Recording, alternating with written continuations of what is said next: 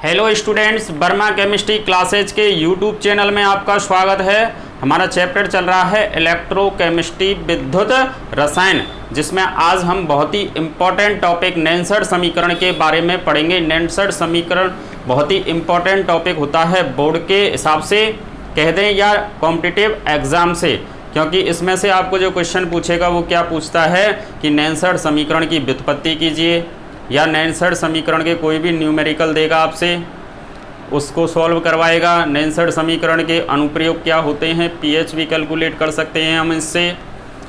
इस जो टॉपिक है नेंसर्ड समीकरण की व्युत्पत्ति या इसके जो न्यूमेरिकल है उनको हम एक ट्रिक द्वारा सॉल्व करेंगे। यदि आपने अभी तक हमारे चैनल को सब्सक्राइब नहीं किया है तो प्लीज़ चैनल को सब्सक्राइब करें, लाइक करें एंड बेल आइकन बटन दबाना ना भूलें। तो चलिए शुरुआत करते हैं। नेंसर्ड समीकरण होता क्या है? तो नेंसर्ड एक साइंटिस्ट था, वैज्ञानिक था। उसने क्या किया था कि सेल के सेल विभव तथा विलयन में आयनों की सांद्रता के मध्य एक संबंध दिया, जिसे हम क्या कहते हैं, नेंसर्ड समीकरण कहते हैं।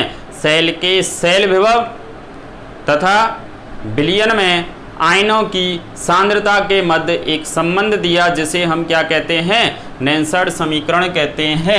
हमने कहा नेंसर्ड ने सेल के सेल विभव तथा विलयन में आयनों की सांद्रता के मध्य, सेल के सेल विभव या विद्युत वाहक बल कह दें, तथा विलयन में आयनों की सांद्रता के मध्य एक संबंध दिया, जिसे हम क्या कहते हैं, नेंसर्ड समीकरण कहते हैं। नेंसर्ड के लिए हमने क्या कहा, माना एक अभिक्रिया अर्ध अपचयन के रूप में निम्न प्रकार से संपन्न हो रही है। एक अभिक्रिया से हम क्या करेंगे, नेंसर्ड समीकरण की व्युत्पत्ति। अब ये जो अभिक्रिया है वो हमने किस में लिए बताओ, अर्ध अपचयन के रूप में। अब अर्ध अपचयन के रूप में ये क्यों लिए है, क्योंकि हमारी जो इलेक्ट्रोकेमिकल सीरीज होती है, विद्युत रासायनिक श्रेणी, उसमें जो मान दिए हुए हैं वो किसकी फॉर्म में होते हैं, अपचयन की फॉर्म में होते हैं।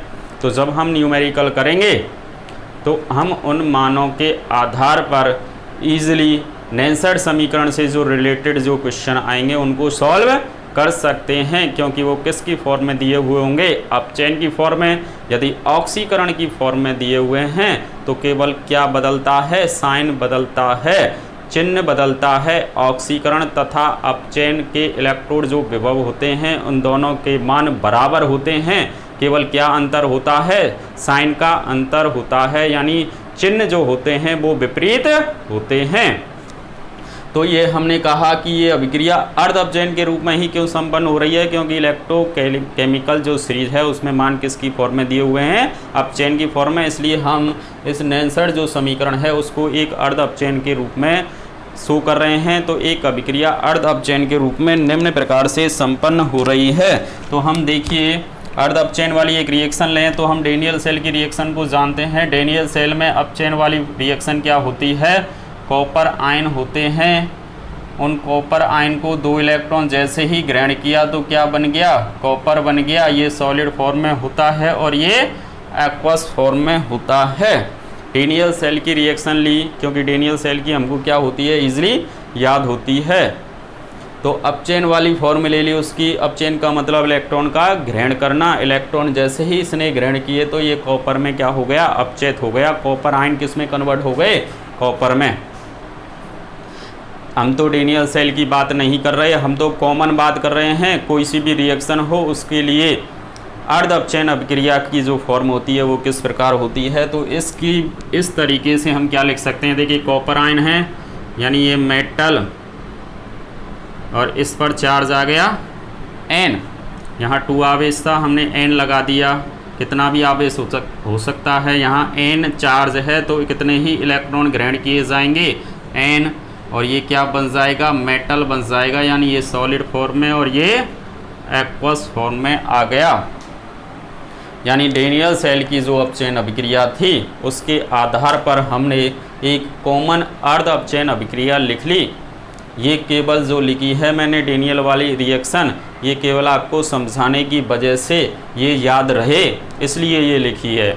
इसका कोई यहाँ पर सेंस नहीं है, तो इसको क्या किया मैंने, मिटा दिया। क्योंकि इसके बाद जो स्टेप आना है वो क्या आना है, कि माना अर्ध अपचयन के रूप में एक अभिक्रिया निम्न प्रकार से संपन्न हो रही है, तो अर्ध अपचयन के रूप में तो ये वाली रिएक्शन को मैंने लिख दिया, यानी m प्लस n प्लस कितने इलेक्ट्रॉन n और इज इक्वल टू m, ये सॉलिड और ये एक्वस, इस प्रकार से संपन्न हो रही है। अब ये जो अभिक्रिया है इसको हम नैनसर्ड के रूप में निम्न प्रकार से व्यक्त करते हैं। इस अभिक्रिया को नैनसर्ड के रूप में निम्न प्रकार से व्यक्त करते हैं। निम्न प्रकार से कैसे व्यक्त करेंगे, देखिए E बराबर E not minus RT upon NF ln, और ये लिख दिया मैंने Kc, जहाँ Kc बराबर क्या होता है, प्रोडक्ट की सांद्रता बटे रिएक्टेंट की सांद्रता, उत्पाद की सांद्रता बटे क्या होती है, अभिकारक की सांद्रता। तो नैनसर्ड ने ये जो समीकरण दिया वो क्या था, E बराबर E not minus RT upon NF ln Kc का मान ये है, यानी ये नेचुरल लॉग की फॉर्म में है। तो हमने क्या किया, देखिए E बराबर ये Kc का मान जैसे ही रखा हमने RT upon NF ln product की सांद्रता बटे रिएक्टेंट की सांद्रता। तो देखिए इसमें प्रोडक्ट क्या है m, तो देखिए E बराबर क्या हो जाएगा, E not minus RT upon NF ln, product क्या है मेटल सॉलिड फॉर्म में, अपॉन रिएक्टेंट क्या है ये m plus n aqueous form में, ये लिख दिया। इसके बाद हमने क्या किया, E बराबर E not minus 2.303 RT upon NF log 10 की फॉर्म में लिख दिया ये, और ये मेटल और अपॉन m प्लस n। देखिए क्या किया है इस स्टेप के बाद, देखिए ये नेचुरल लॉग था, नेचुरल लॉग को किस में कन्वर्ट किया हमने, log 10 में, और नेचुरल लॉग को log 10 में कन्वर्ट करने के लिए 2.303 का क्या करते हैं, गुणा किया। तो गुणा करते हैं तो इसमें क्या कर दिया हमने, केवल 2.303 का क्या कर दिया है, गुणा कर दिया है, और ये नेचुरल लॉग था वो किस में कन्वर्ट हो गया, अब log 10 में कन्वर्ट हो गया। तो उसके बाद देखिए आप कि E बराबर E नॉट माइनस 2.303 R का मान क्या है 8.314 into T 298 kelvin upon N into F का मान 96,500, और ये आ गया log 10 m का मान 1 रख दिया, और ये आ गया m प्लस n।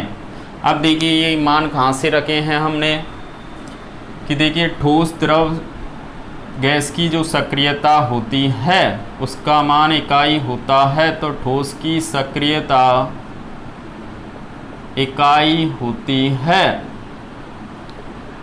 ठोस की सक्रियता क्या होती है, इकाई होती है, अर्थात m कंसंट्रेशन जो होगी सॉलिड फॉर्म में था ये, उसका मान कितना है 1, तो ये हमने क्या रख दिया यहाँ 1 रख दिया।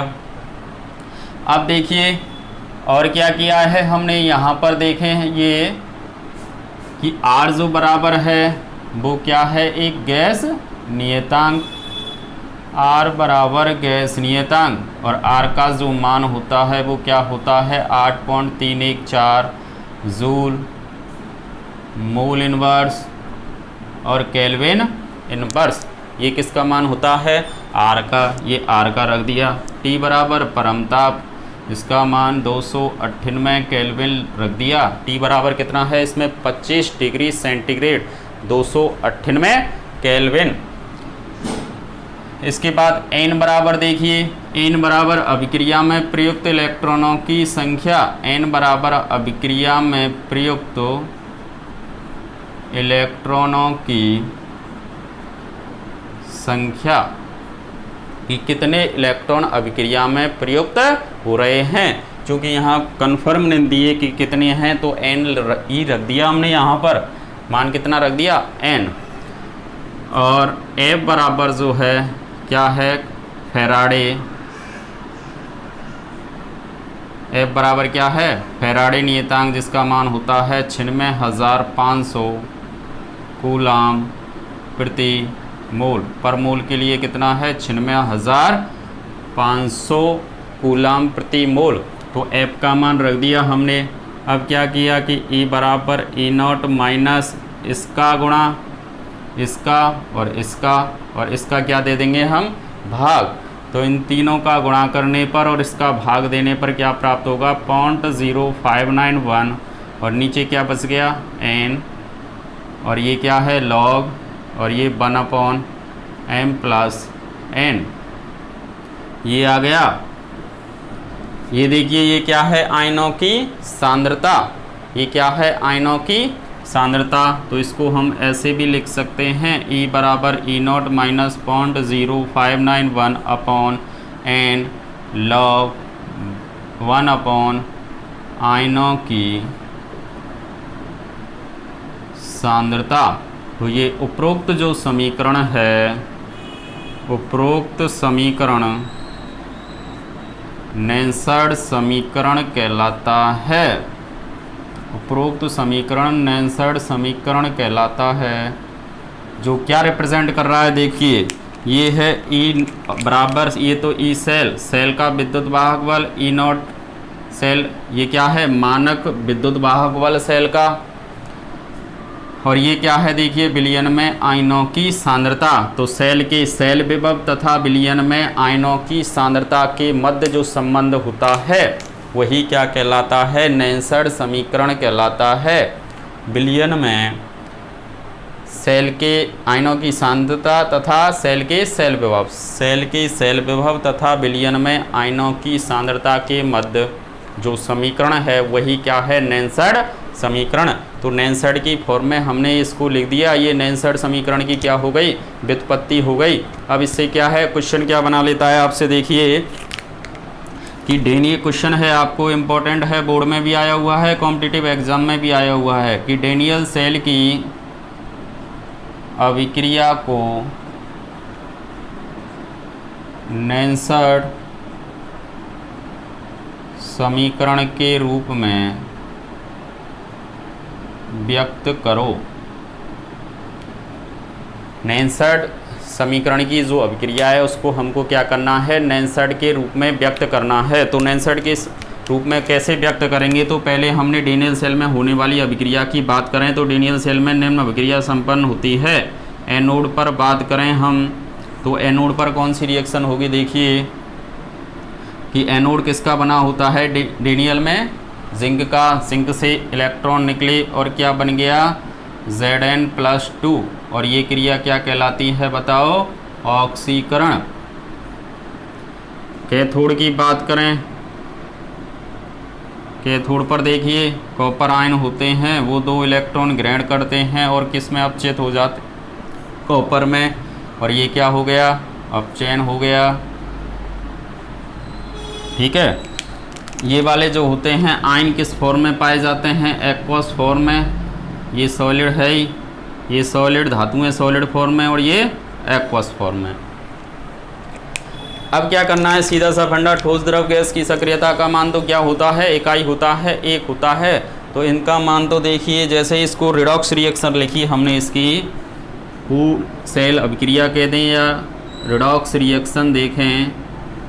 रिडॉक्स रिएक्शन में क्या होता है, इलेक्ट्रॉन से इलेक्ट्रॉन गए और ये Zn+Cu+2 इक्वल टू Zn+2+Cu ऐसे आ गया। इसके नीचे क्या हो जाएगा, सॉलिड, ये एक्वस और ये सॉलिड, ऐसे आ गया।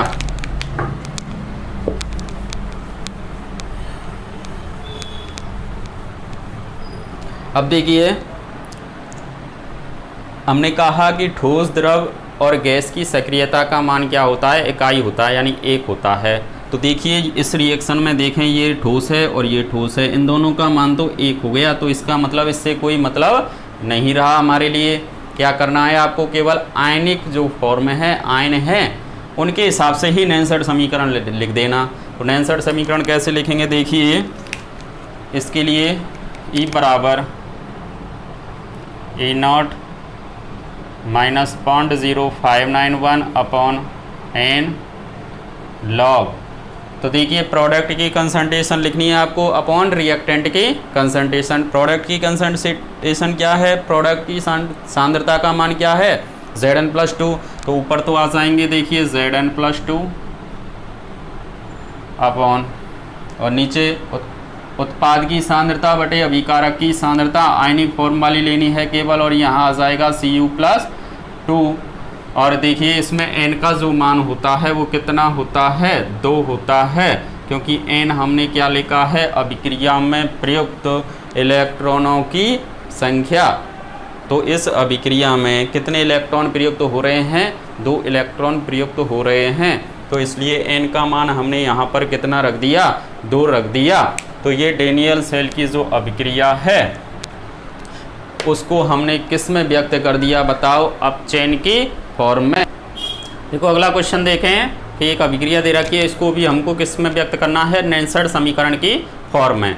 तो देखिए नैनसर्ट समीकरण के रूप में फॉर्म में जब हम इसको व्यक्त करेंगे तो सबसे पहले इसकी एनोड और कैथोड पर होने वाली रिएक्शन लिखेंगे, उसके बाद रिडॉक्स रिएक्शन। तो देखिए रिडॉक्स रिएक्शन की आवश्यकता होगी हमारे लिए। तो हमने क्या कहा कि एनोड पर जो रिएक्शन होती है उसको देखें हम। एनोड पर क्या है, ये लेफ्ट तरफ एनोड और राइट तरफ क्या होता है, कैथोड। तो Ni से कितने इलेक्ट्रॉन निकले, 2। तो ये क्या बन जाएगा, Ni+2। ये किस में, एक्वस फॉर्म में, और ये सॉलिड फॉर्म में। कैथोड पर रिएक्शन देखें, Ag+ हैं, इलेक्ट्रॉन ग्रहण किया, एक किस में कन्वर्ट हो गया, Ag में। ये क्रिया क्या हुई है, अब चेन की फॉर्म में हुई है। ये एक्वस बैलेंस करनी है 2 इलेक्ट्रॉन, तो यहाँ पर कितने का गुणा, ये 2 का। और इसको जब रिडॉक्स रिएक्शन लिखेंगे इसकी, तो रिडॉक्स रिएक्शन क्या आ जाएगी, 2 इलेक्ट्रॉन से 2 इलेक्ट्रॉन गए, और ये Ni+2Ag plus equal to Ni+2 plus 2Ag। ये सॉलिड, ये एक्वस और ये सॉलिड। ये क्या आ गई इसकी रिडॉक्स रिएक्शन। अब इसको नैनसर्ट के रूप में व्यक्त करें तो नैनसर्ट समीकरण हम जानते हैं, E0 minus 0.0591 upon n log product की सांद्रता बटे रिएक्टेंट की सांद्रता। तो E बराबर E0 माइनस 0.0591 अपॉन n। अभिक्रिया में प्रयुक्त इलेक्ट्रॉन की संख्या कितनी है, 2 इलेक्ट्रॉन प्रयुक्त हो रहे हैं। लॉग प्रोडक्ट, देखिए ये तो क्या हो जाएगा, ठोस द्रव गैस की सक्रियता का मान तो 1 हो गया। तो उत्पाद बटे अभिकारक, तो ये आयनिक फॉर्म लेनी है हमको, Ni+2 की सांद्रता बटे Ag+ की सांद्रता, और जो मोलों की संख्या आगे होंगे उसको क्या लगा देंगे, पावर में लगा देंगे। ये याद रखना है आपको, जो मोलों की संख्या लगी हुई है उसको किस में लगाना है, आपको पावर में लगाना है। यानी हम एक रिएक्शन की बात करें कि एक रिएक्शन माना इस प्रकार से संपन्न हो रही है, तो इसके लिए जब नैनसर्ट समीकरण लिखेंगे हम तो कैसे लिखेंगे, लॉग प्रोडक्ट की सांद्रता बटे रिएक्टेंट की सांद्रता। तो E बराबर E0 minus 0.0591 upon n log, तो देखिए C की सांद्रता और D की सांद्रता अपॉन अभिकारक क्या हैं, A की सांद्रता और D की सांद्रता। मोलों की संख्या को इनको घात की फॉर्म में लगा देंगे, ये D हो जाएगा और इस पर A और इस पर B। ये क्या कहलाएगा, कॉमन फॉर्मूला बन गया नैनसर्ट समीकरण के लिए। यानी जो मोलों की संख्या आएंगी उनको हम किस में व्यक्त कर देंगे, बताओ, पावर की फॉर्म में व्यक्त कर देंगे। अगर जैसे ये सेल डायग्राम आ रहा है और आपसे इस अभिक्रिया को नेंसर्ड के रूप में शो करवा रहा है। तो आपको अगर डायरेक्ट लिखनी है तो डायरेक्ट कैसे लिखेंगे, ये इधर एनोड हैं और ये क्या हैं, कैथोड, एनोड और कैथोड। तो देखिए एनोड के आयन बटे कैथोड के आयन डायरेक्ट फॉर्मूला बन सकता है। ये प्रोडक्ट की सांद्रता बटे क्या होती है, रिएक्टेंट की सांद्रता। तो यहाँ क्या लगा सकते हैं हम, देखिए इसकी जगह क्या यूज कर सकते हैं हम, एनोड के आयन लिख दो और किसके, कैथोड वाले। तो देखो एनोड क्या है, यहाँ लेफ्ट तरफ एनोड होता है तो ये Na+2 और नीचे क्या है Ag+। और अभिक्रिया में कितने इलेक्ट्रॉन प्रयुक्त हो रहे होंगे वो भी सेल डायग्राम से डायरेक्ट पता चल जाएगा, क्योंकि अधिकतम देख लेना है आपको Na+2 यानी 2 इलेक्ट्रॉन अधिकतम का क्या हो रहा होगा, ट्रांसफ़र हो रहा होगा। तो ये 2 इलेक्ट्रॉन, n का मान कितना आ गया, इसमें 2 आ गया। और इसमें अगर चार्ज देखें दोनों में अलग अलग हैं तो अधिकतम जो चार्ज है उसको ही किस में शो कर देंगे हम, मोलों की संख्या यानी घात की फॉर्म में शो कर देंगे। तो डायरेक्ट भी लिख सकते हैं हम और इस तरीके से भी इसको नेंसर्ड के रूप में व्यक्त कर सकते हैं। तो देखिए अब न्यूमेरिकल देखते हैं नेंसर्ड समीकरण पर आधारित, जो इम्पोर्टेंट होता है, जो अधिकतर आता रहता है। तो इस टाइप का न्यूमेरिकल आपको मिल सकता है। तो इस न्यूमेरिकल को देखें तो आपसे कह रहा है कि निम्न सेल का 298 केल्विन ताप पर क्या ज्ञात करना है आपको, EMF विद्युत वाहक बल ज्ञात करना है, या क्या कहते हैं हम, सेल विभव यानी ई सेल ज्ञात करना है आपको। सेल का विद्युत वाहक बल या सेल विभव क्या होता है वो ज्ञात करना है। तो देखिए ये जो वैल्यू दी हुई हैं, ये वैल्यू जो दी हुई है किस में है, नॉट में है। यानी इनसे अगर मैं E0 निकालूं सेल का, इसको सॉल्व करें हम, E0 सेल का अगर निकालें तो क्या होता है, E0 cathode minus E0 anode, ये फॉर्मूला होता है E0 cathode minus E0 anode.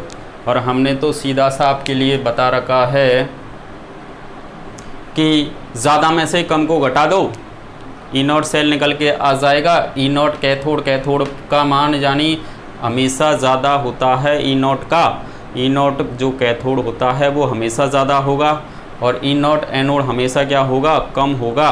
तो आपको जो 2 वैल्यू दी हुई हैं उनमें से क्या करना है, ज़्यादा में से कम को घटा दो, आंसर आ गया। E0 सेल इजीली निकल जाएगा, सोचना ही नहीं कि क्या करना है, कौन सा फॉर्मूला होगा, फॉर्मूला भी भूल गए कि कैथोड माइनस एनोड है कि एनोड माइनस कैथोड है। और ये किसकी फॉर्म में है, रिडक्शन की फॉर्म में है, SRP स्टैंडर्ड रिडक्शन पोटेंशियल। तो ज़्यादा में से कम को घटाना है, ज़्यादा में से कम को घटाओ, इन दोनों में से वैल्यू देखें हम, ज़्यादा कौन सी है, देखिए आप, ये प्लस वाली ज़्यादा है तो प्लस वाली ज़्यादा है, इसका मतलब ये क्या हो गया, कैथोड वाला हो गया। और ये किसका कार्य करेगा, एनोड का कार्य करेगा। और इस सेल से भी देख सकते हैं हम, लेफ्ट तरफ एनोड होता है, राइट तरफ क्या होता है, कैथोड होता है। तो ये Ni वाला जो मान है वो तो एनोड का है और ये किसका है, कैथोड का। और हमने इस तो सीधा एक तरीका आपको बता दिया कि क्या करना है, ज़्यादा में से किसको घटा दो, कम को घटा दो। तो ये ज़्यादा वैल्यू ये रही कैथोड वाली, यानी E0 सेल अगर हम इसका निकालें तो कैसे निकलेगा, E0 सेल बराबर E0 कैथोड कितना है, 0.80 माइनस E0 एनोड ये कितना है, माइनस का 0.25। और जैसे माइनस माइनस क्या हो गया, प्लस हो गया, ये कितना आ गया, 1.05 वोल्ट आ गया, 1.05 वोल्ट। E0 सेल निकाल लिया हमने, लेकिन हमको तो ज्ञात क्या करना है, ई सेल का विद्युत वाहक बल ज्ञात करना है। और उसके लिए हमको नेंसर्ड समीकरण की आवश्यकता होगी। और नेंसर्ड समीकरण हम जानते हैं, E बराबर E0 cell minus 0.0591 upon n log product की सांद्रता बटे रिएक्टेंट की सांद्रता। ये नेंसर्ड समीकरण लगा दिया। इसमें देखिए ई सेल निकालना है हमको, E0 सेल अभी हमने निकाला, कितना है बताओ, इसमें 1.05। तो 1.05 माइनस 0.0591 अपॉन n अभिक्रिया में प्रयुक्त किसकी चाहिए हमको, इलेक्ट्रॉनों की संख्या। तो देखिए डायरेक्ट भी अगर देखते तो कितनी आएगी बताओ, 2। यानी रिएक्शन अगर हम लिखें, अभी हमने लिखी थी वही आ जाएगी। एनोड पर रिएक्शन Na से 2 इलेक्ट्रॉन निकले और क्या बन गया, Na+2। और कैथोड पर देखें, कैथोड पर क्या होगा कि Ag+ है, प्लस इलेक्ट्रॉन ग्रहण करेगा और ये क्या बना देगा, Ag। बैलेंस किया हमने, 2 इलेक्ट्रॉन से 2 इलेक्ट्रॉन गए और ये Ni+2 Ag+ = Ni+2 + 2 Ag। ये सॉलिड, ये एक्वस, ये एक्वस और ये सॉलिड। तो कितने इलेक्ट्रॉन प्रयुक्त हुए हैं रिएक्शन में, 2। तो हमने n का मान कितना रख दिया, यहाँ 2 रख दिया। ये लॉग प्रोडक्ट अपॉन रिएक्टेंट। तो देखिए ठोस द्रव गैस की सक्रियता तो 1 हो जाएगी, इनका मान तो क्या हो गया बताओ, 1 हो गया। ये वाला देखिए ठोस द्रव गैस की सक्रियता का मान क्या हो गया, 1 हो गया। आयनिक फॉर्म ले लें केवल, देखिए Ni+2 ऊपर क्या आ जाएगा, Ni+2 की सांद्रता बटे Ag+ की सांद्रता, लेकिन इस पर घात कितनी आ जाएगी, 2 आ जाएगी, क्योंकि कितने मोल लगे हुए हैं यहाँ, 2 मोल हैं। इनकी वैल्यू रखी हमने, देखिए E बराबर 1.05 माइनस 0.0591/2 लॉग Ni+2 की सांद्रता कितनी दी हुई है, देखिए 0.001 अपॉन Ag+ की कितनी है 0.01 पे घात कितनी 2। इसको सॉल्व करना है, बस आंसर आ जाएगा। E बराबर 0.05 माइनस 0.0591/2 लॉग, इसको क्या लिख सकते हैं हम, देखिए 10 पे घात -3 अपॉन ये कितना आ जाएगा 10 पे घात -4 और कितना बच गया, देखिए E बराबर 1.05 माइनस 0.0591/2 ये लॉग 10 पे घात -4, 10 पे घात -3 से 10 पे घात -3 कट गया, एक माइनस का नीचे बच गया तो ऊपर गया तो किसका बच गया, वो 10 पे घात 1 यानी लॉग 10 आ गया। और चूंकि हम जानते हैं लॉग 10 का मान तो कितना होता है, 1 होता है। हमने ये बता रखा है आपको कि जितनी जीरो उतना मान, लॉग 10 का मान कितना 1, लॉग 100 का मान 2 क्योंकि कितनी जीरो उसमें 2, लॉग 1000 का मान कितना होगा 3, जितनी जीरो उतना मान लॉग का, ऐसे याद रखना है। तो जितनी जीरो उतना मान, लॉग 10 का मान कितना हो गया 1 हो गया, 1.0591 माइनस 0.0591/2 और log 10 का मान कितना रख देंगे हम 1 रख देंगे। और जैसे ही इसको इसका भाग इसमें दिया तो कितना आया देखना, E बराबर 1.059 माइनस 0.029 ये आ गया। इसको इसमें से घटाएंगे और जैसे ही घटाएंगे तो कितना आ जाएगा 1.02 वोल्ट ये आ गया ई सेल। सेल का क्या ज्ञात हो गया, विद्युत वाहक बल। तो इस प्रकार से ऐसे टाइप के जो न्यूमेरिकल आएंगे उनको सॉल्व करेंगे। लेकिन इसमें एक चीज़ और क्या याद रखनी है आपको, देखिए अगर ये वाला क्वेश्चन ऐसे दिया हुआ है और यहाँ पर ये जो सांद्रताएं हैं ऐसे नहीं दी हुई, इसका मतलब इनकी सांद्रताएं क्या हैं, समान हैं। और यहाँ पर ये लिख के दे रहा है क्या, ये सॉलिड, ये एक्वस और ये एक्वस, ऐसे लिख के दे रहा है आपको। इसका मतलब क्या है, इनके आयनों की सांद्रताएं क्या हैं, समान हैं। और सांद्रताएं जब समान हैं तो इसका मतलब ये हुआ कि ई सेल बराबर क्या हो जाएगा, ई नॉट सेल हो जाएगा। यानी हमको अब क्या नहीं लगाना, नेंसर्ड समीकरण नहीं लगाना। यानी इम्पोर्टेंट लाइन क्या आ गई आपके लिए, यदि सांद्रताएं समान दी हुई हों तो नेंसर्ड समीकरण नहीं लगाना। यानी ये वाली प्रोसेस हमको नहीं करनी, यहाँ तक ये नहीं करनी। कब नहीं करनी, जब सांद्रताएं क्या दी हुई हों, समान दी हुई हों। जब सांद्रताएं समान हों, हमने एक लाइन क्या लिखी कि जब सांद्रताएं समान दी हुई हों तो नैनसर्ड समीकरण नहीं लगाना है,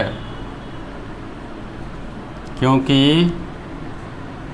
इस स्थिति में क्या होगा, ई सेल जो होगा वो बराबर किसके हो जाएगा, ई नॉट सेल के, यानी सेल का जो सेल विभव है वो मानक विद्युत वाहक बल या मानक सेल विभव के क्या हो जाता है, बराबर हो जाता है। यानी अगर इस प्रोसेस से सॉल्व भी करते हम नैनसर्ड समीकरण लगाते फिर भी आंसर क्या ही आता, ये वाला आंसर आता। यानी अगर ये क्वेश्चन इस फॉर्म में दिया हुआ है तो हम इस क्वेश्चन को यहाँ पर ही समाप्त कर देंगे। देखिए ई नॉट का जो मान होगा वो 1.05 आ गया और यही किसका मान है बताओ, ई सेल का ही मान है। ई सेल बराबर भी कितना आएगा, 1.05 वोल्ट। कब, जब सांद्रताएं समान दी हुई हों तो क्या करना है आपको, बस ज़्यादा में से कम को घटा दो, आंसर आ गया। क्योंकि सेल का सेल विभव मानक सेल विभव के बराबर हो जाता है। ये ई नॉट जो सेल निकाला है वो किसके ही बराबर आएगा, ई नॉट सेल के। अगर इस फॉर्मूले से भी हम इसको सॉल्व करेंगे तो भी मान ये निकल के आना है। देखिए कैसे कि यहाँ पर जैसे ही हमने क्या किया, एक इसका मान ये रख ही दिया, यहाँ पर ये रख दिया, प्रोडक्ट अपॉन रिएक्टेंट, प्रोडक्ट की सांद्रता बटे रिएक्टेंट की सांद्रता समान आई। यानी माना हमने क्या लिया, जैसे कितनी भी रख सकते हो, 10 बटे 10 रख सकते हो, 100 बटे 100, 0.01 बटे 0.01, 1 बटे 1, कितना भी लिया, x upon x, y upon y, कुछ भी ले सकते हो। तो ये कितनी बार भाग गया, एक बार, तो log 1 आया और log 1 का मान कितना होता है, 0। log 1 का मान 0 और log 1 का मान 0 होगा तो ये वाली 0 को गणा इससे करेंगे तो पूरी राशि 0 हो जाएगी। यानी मान कितना ही बच गया बताओ, 1.05, यही तो आ गया। यानी सेल का सेल विभव किसके बराबर हो जाएगा, मानक सेल विभव के। कब, जब सांद्रताएं क्या दी हुई हों, समान दी हुई हों। देखिए अगला क्वेश्चन देखें, नैनसर्ड पे आधारित। अभी जो किया था उसी का दूसरी वैल्यू है रख कर के क्वेश्चन सॉल्व करना है हमको। तो देखिए ये वैल्यू दी हुई है 298 केल्विन ताप पर, ईएमएफ ज्ञात करना है किसी सेल का, ये सेल दिया हुआ है और ये ई नॉट के मान। सबसे पहले हम क्या देख लें, इसमें एनोड और कैथोड कौन से हैं। देखिए इन दोनों में से ज़्यादा वैल्यू कौन सी है, ये वाली ज़्यादा वाली क्या होती है, कैथोड का कार्य करती है, और कम वाली किसका कार्य करती है, एनोड का। और हमको क्या निकालना है बताओ, सबसे पहले E nought cell. E nought cell क्या होता है, E nought cathode minus E nought anode.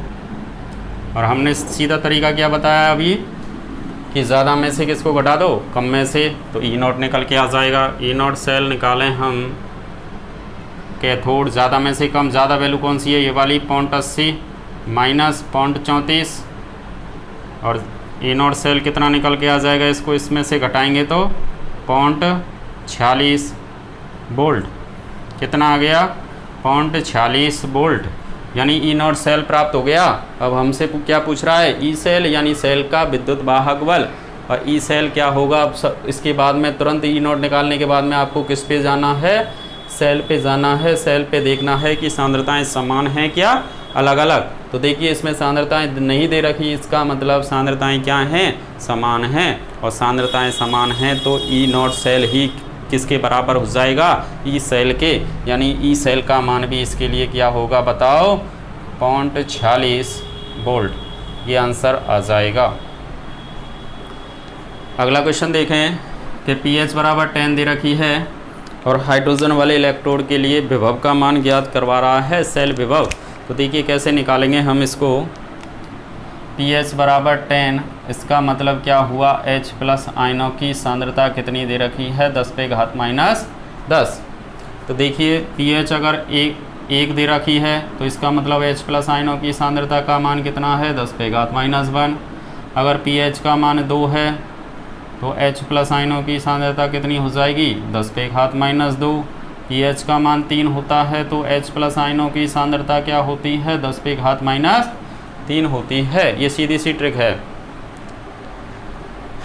अगर 10 पे pH का मान 5 होता तो H प्लस आयन की सांद्रता कितनी होती, 10 पे घात माइनस 5 हो जाती हाइड्रोजन के लिए। तो देखिए H प्लस आयन की सांद्रता निकाल ली हमने।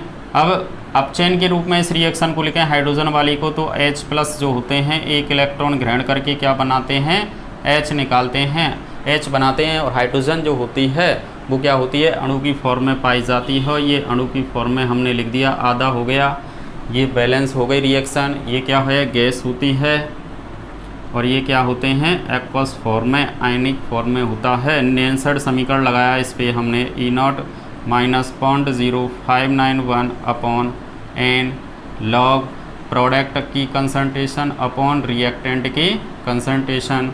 तो देखिए E बराबर E0 minus 0.0591 upon N log, देखिए प्रोडक्ट क्या है, ये वाला है H2, और ये मोलों की संख्या घात में गई बटे ये क्या आ जाएगा, H प्लस आयनों की सांद्रता। और हम जानते हैं ठोस द्रव और गैस की सक्रियता का मान तो 1 होता है। इसका मतलब H2 की जो सांद्रता है उसका मान भी क्या है, 1, और 1 पे घात कितनी भी लगा दो उसका मान भी कितना हो जाता है, 1 हो जाता है। यानी ये कितने के बराबर हो गया देखो। और E0 जो है, E0 SHA standard hydrogen electrode के लिए E0 का मान कितना आता है, 0 होता है। तो ये 0 माइनस 0.0591 अपॉन एन का मान कितना है, 1। अभिक्रिया में प्रयुक्त इलेक्ट्रॉनों की संख्या 1, लॉग इसका मान 1 हो गया। H प्लस आयनों की सांद्रता कितनी है, 10 पे घात माइनस 10, और A बराबर माइनस 0.0591 लॉग, ये ऊपर गया तो क्या हो जाएगा, प्लस में 10 पे घात 10, और जितनी जीरो उतना मान, लॉग का क्या होता है, जितनी जीरो उतना मान। लॉग 10 का मान 1, लॉग 100 का मान 2, लॉग 1000 का मान 3, लॉग 10,000 का मान 4, और लॉग 10 पे घात जब 10 है तो इसका मतलब इसका मान तो कितना हो जाएगा, 10 हो जाएगा। यानी E बराबर माइनस 0.0591 इंटू लॉग 10 का मान कितना हो गया, 10, लॉग 10 पे घात 10 का, यानी 10 पे घात, लॉग अगर 10 पे घात 1 है तो इसका मतलब इसका मान कितना आएगा, 1, लॉग 10 पे घात 2 है तो 2, और लॉग 10 पे घात अगर 10 है तो इसका मान 10 रख दिया हमने। और E बराबर क्या आ जाएगा, माइनस 0 हट गया, और ये 591, ये क्या आ जाएगी, इस विलयन की pH का मान निकल के वो इलेक्ट्रोड विभव का मान निकल के आ जाएगा। यानी सीधी सी ट्रिक देखें अपन तो ये हाइड्रोजन के लिए अगर बात करेगा तो आपको क्या करना है कि यहाँ पर जितनी भी pH दे रखी है, pH कितनी थी, 10, यानी माइनस 0.0591 इंटू क्या हो गया, pH, ये ट्रिक निकल के आ गई। अगर आपसे यहाँ pH बराबर क्या कहा कि pH बराबर 5 है, उसके लिए हाइड्रोजन के इलेक्ट्रोड विभव का मान ज्ञात करो, तो कैसे ज्ञात करते, ट्रिक क्या बताई अभी कि E बराबर माइनस 0.0591 pH, तो E बराबर क्या निकल के आ जाएगा, माइनस 0.0591 इंटू कितने का गुणा कर देंगे, 5 का गुणा कर देंगे, और आंसर आ जाएगा। तो ये सीधी ट्रिक भी निकल के आ जाती है इससे। ये pH वाला क्वेश्चन हो गया। तो नेल्सन समीकरण की हमने क्या की, व्युत्पत्ति की, वो क्वेश्चन आ जाता है आपके लिए। और उससे इस टाइप के जो क्वेश्चन हैं, न्यूमेरिकल हैं, वो भी अधिकतर करके बोर्ड में भी आते हैं और कॉम्पिटिटिव एग्ज़ाम में भी आते हैं। तो आपको ये प्रत्येक जो क्वेश्चन है नेल्सन समीकरण से वो अच्छी तरह से आपको करना है। फिर भी आपको कोई समस्या आती है तो कमेंट्स बॉक्स में लिख करके क्वेश्चन को लिखें और बताएं कि ये क्वेश्चन सॉल्व करना है। हम उसको बहुत ही सिंपल तरीके से आपको सॉल्व करेंगे। धन्यवाद।